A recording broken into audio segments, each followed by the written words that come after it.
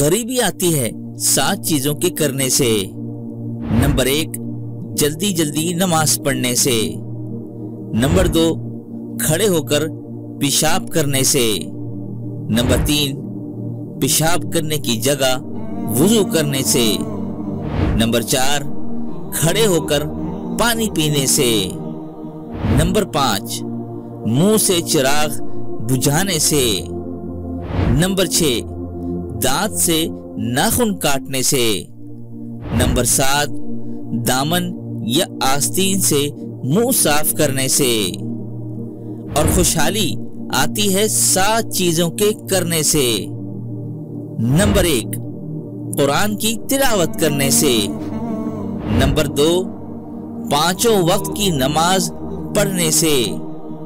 Number 3، خدا کا شکر ادا کرنے سے۔ نمبر 4، غریبوں اور مجبوروں کی مدد کرنے سے۔